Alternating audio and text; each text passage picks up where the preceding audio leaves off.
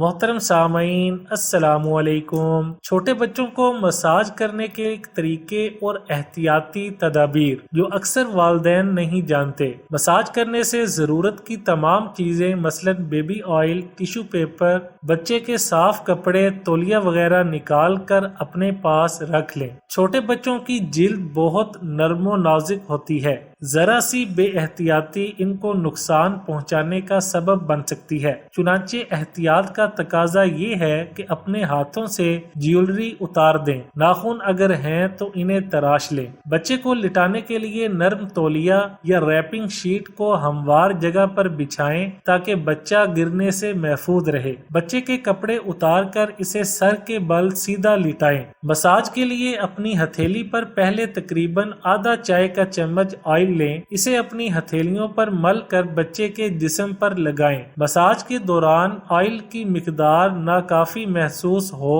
تو مزید لے لیں۔ دوران مساج بچے کو مصروف رکھنے کے لیے اس کے ہاتھ میں کوئی کھلونا دے دیں یا اس سے باتیں کرتی رہیں۔ بچہ تنگ ہونے کی بجائے خوش دلی سے مساج کروائے گا۔ مائیں اپنی انگلیوں اور ہتھیلیوں کی مدد سے ہلکے ہلکے گولائی میں بچے کے سینے اور پیٹ کا مساج کریں۔ کاندھوں پر بھی اسی انداز سے مساج کریں، جبکہ ہاتھوں اور پیروں پر اوپر سے نیچے کی جانب مالش کریں۔ پیٹھ کے حصے پر نیچے سے اوپر کی جانب مساج کرنا بہتر رہتا ہے۔ مساج کے دوران بچوں کی ملائم جلد پر زور آزمائی سے گریز کریں، خاص طور پر ریڑھ کی ہڈی والے حصے پر، کیونکہ ان کے اعضاء نازک ہوتے ہیں اور سخت ہاتھ ان کے اعضاء کو نقصان پہنچا سکتے ہیں۔ چھوٹے بچوں کو انگلیاں منہ میں ڈالنے کی عادت ہوتی ہے، اکثر وہ ہاتھوں سے آنکھیں بھی ملتے ہیں، لہٰذا ان حصوں پر آئل کا استعمال بالکل نہ کریں۔ عموماً شیر خوار بچوں کی جلد پر ریشز پڑ جاتے ہیں اور حفاظتی ٹیکے لگنے کا عمل بھی جاری ہوتا ہے، لہٰذا ضروری ہے کہ مائیں ان متاثرہ حصوں پر مساج سے احتیاط برتیں۔ جب مساج مکمل ہو جائے تو شیر خوار بچوں کو